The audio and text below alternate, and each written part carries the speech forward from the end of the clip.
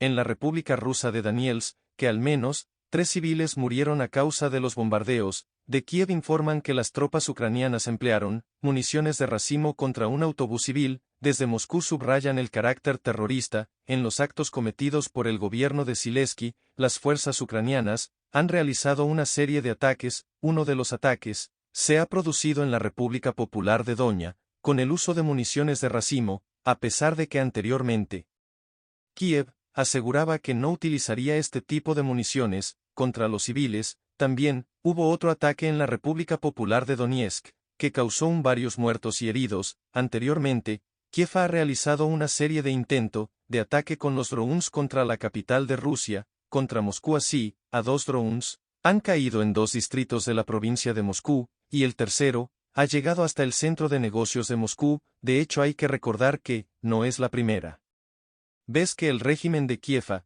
quiere atacar precisamente esta zona. Al respecto se han pronunciado, desde la oficina del secretario general de la ONU, han pedido detener los ataques con el uso de drones. Mientras tanto, desde la Unión Europea, han exigido a Rusia a no aprovechar estos ataques para una escalada de tensión con Ucrania, mientras que desde Moscú respondieron que no tomarán en cuenta la opinión de la Unión Europea a la hora de tomar la decisión. Mientras tanto, la representante del Ministerio de Exteriores de Rusia, María Azdaharbar, también ha comentado estos ataques de drones. Vamos a escucharla. Si Axel Kikatori Buyetti, hemos hablado desde hace tiempo de las evaluaciones del carácter, no solo nazi-fascista, sino también, obviamente terrorista extremista del régimen de KIR. Presentamos argumentos, no lo hicimos para un fundamento politológico, sino para entender la metodología de sus acciones. La palabra metodología es muy importante, lo que forma la base y la base la forma el extremismo.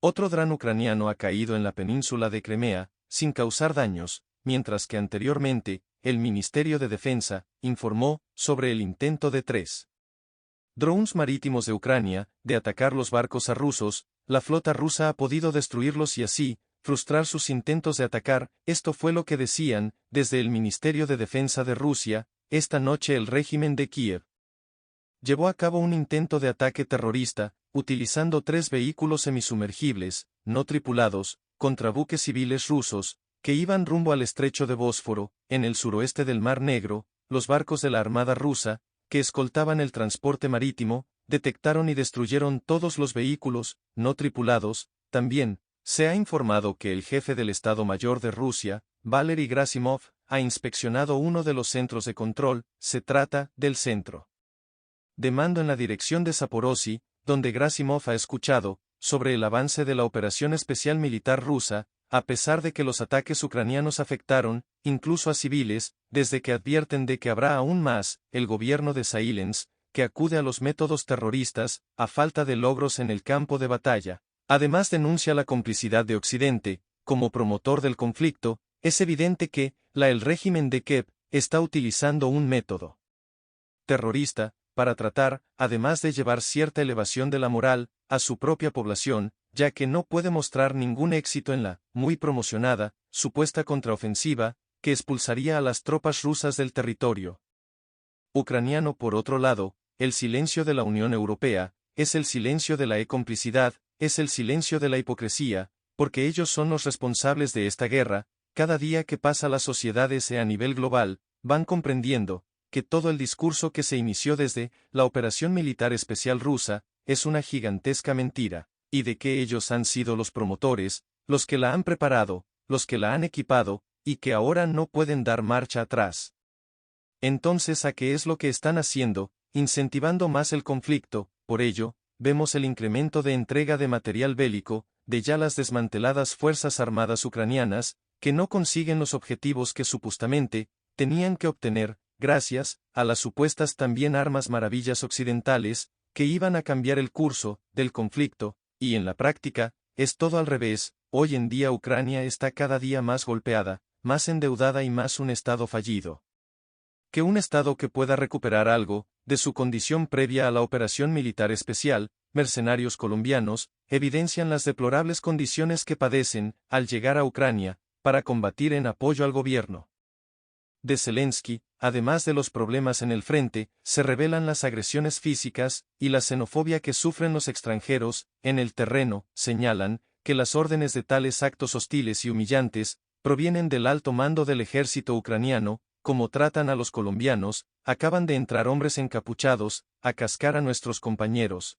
El cuerpo 25 colombiano muerto paquete hijo de pechugas, me trata como un perro. Además públicamente, circuló un material en el que revelaron comentarios referentes a la corrupción en el régimen de Kiev y a su tinte neonazi, una condición que no solo padecen entre los mismos ucranianos, sino también con los extranjeros. Cabe destacar que desde el inicio del conflicto, más de 11.000 mercenarios han sido detectados, sirviendo en las filas de Kiev. Al día de hoy, reportan que aún quedan más de 2.000 en funciones. Los mercenarios colombianos, que regresen a su país, representarán un problema muy serio para el gobierno de Petro. En este sentido, hace referencia a aquellos que no tendrán cabida en la sociedad por haber matado a civiles en otros países, y también a otros que volverán incapacitados para la vida civil. Para el gobierno del señor Petro, eso será un problema serio, primero porque de los que vuelvan,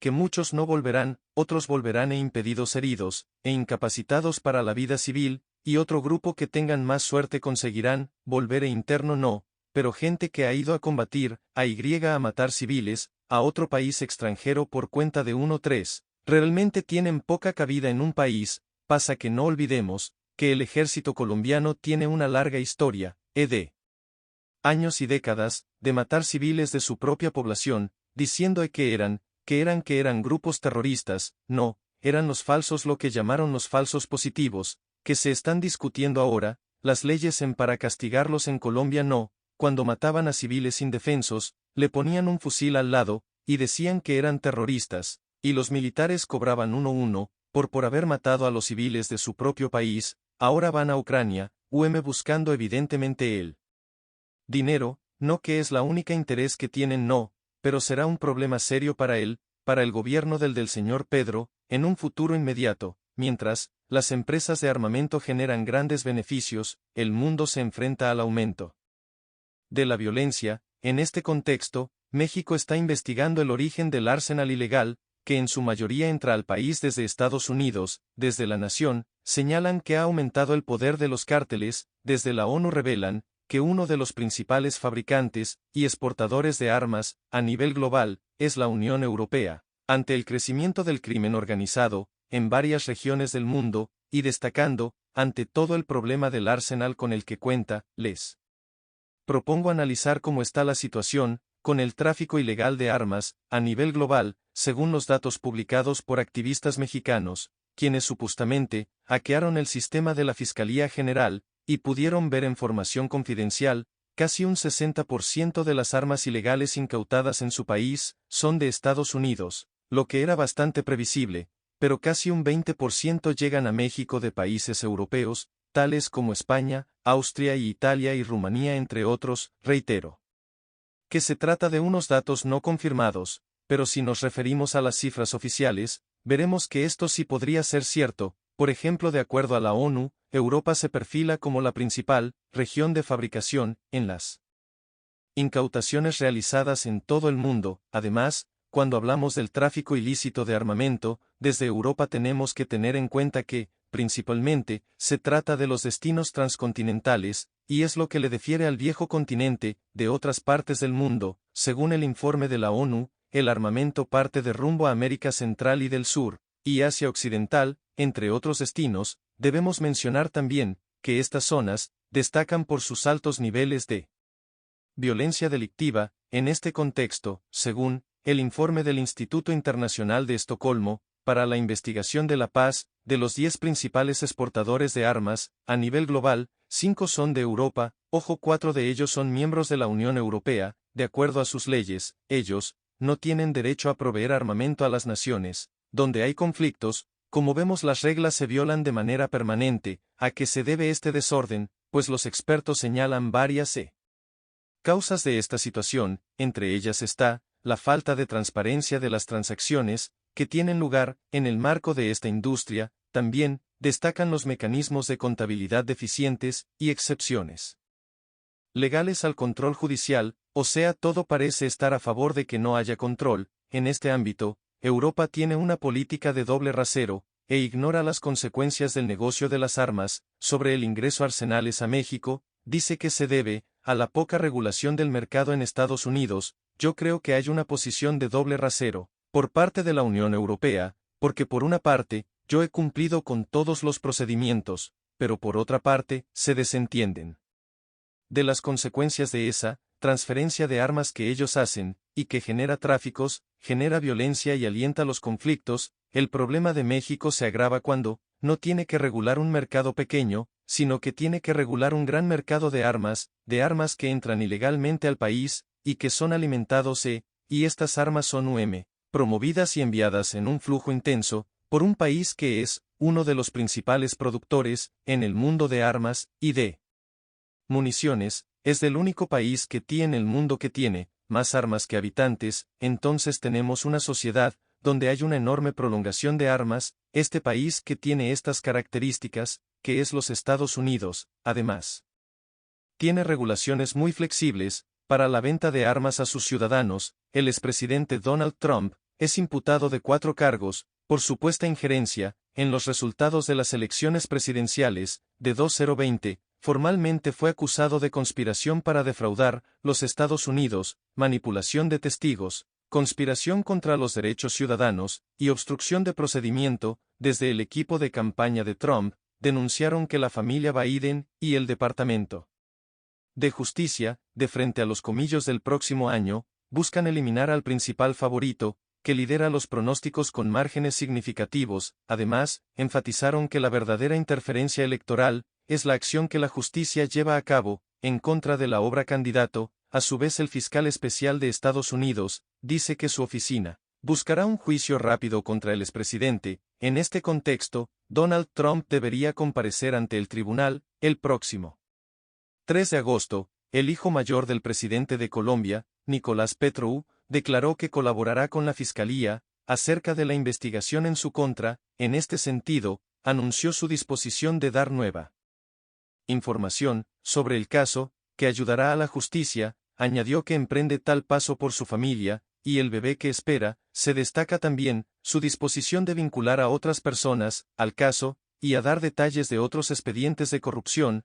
La fiscalía lo imputó por supuesto lavado de activos y enriquecimiento ilícito. Se presume que recibió sumas millonarias a través de un empresario y un ex narcotraficante. Se informa que las diligencias se retomarán el próximo 3 de agosto. El proceso de desdolarización se expande y se está convirtiendo en una realidad. Hace poco Argentina anunció del pago de parte de la deuda del Fondo Monetario Internacional con yuanes chinos, un paso imprescindible para preservar las reservas nacionales de dólares en medio de la crisis y prescindir de la moneda estadounidense. En transacciones internacionales, resulta necesario reducir la dependencia al dólar estadounidense y diversificar nuestras relaciones económicas y comerciales. Proponemos la disminución de esta dependencia a través de una mayor integración y cooperación regional, además de buscar alianzas estratégicas con otros actores internacionales como China, que ofrecen alternativas al dólar en el comercio y en las inversiones. Ese pedido en la última cumbre del Mercosur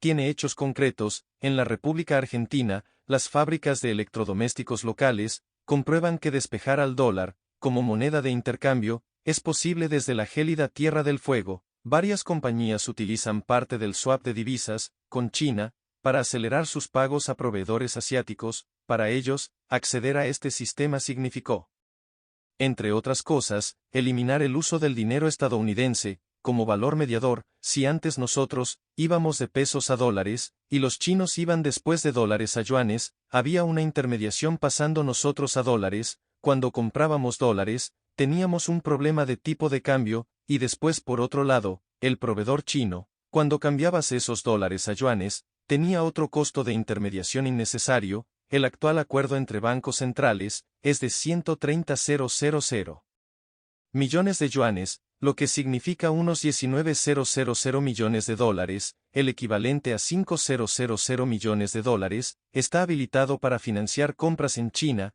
Gracias a este cupo, las empresas que tienen vínculo con el gigante asiático, pudieron afrontar sus compromisos, y no solo eso, sumaron otras ventajas con beneficios para todos. La otra ventaja es que la condición de pago, en juanes es a 90 días desde la oficialización versus los pagos en dólares, que eran a 180 días desde la oficialización, con cual hay una reducción de plazo. Y en tercer lugar, creo que hay una ventaja, muy importante para el gobierno, porque puede disponer de los pocos dólares que tenga, o de los dólares que tenga, los puede disponer, para que lo terminen usando otras industrias, o para darle un uso, distinto del que le iba a dar, desde enero a mayo de 2023, los valores de importación en moneda china, aumentaron casi 40 veces, gracias a este mecanismo de autorizaciones de comercio. El swap con Pekín fue renovado recientemente, por 3 años, algo que para algunos expertos internacionales, sirve en el marco de una enorme vulnerabilidad externa, y es una moneda.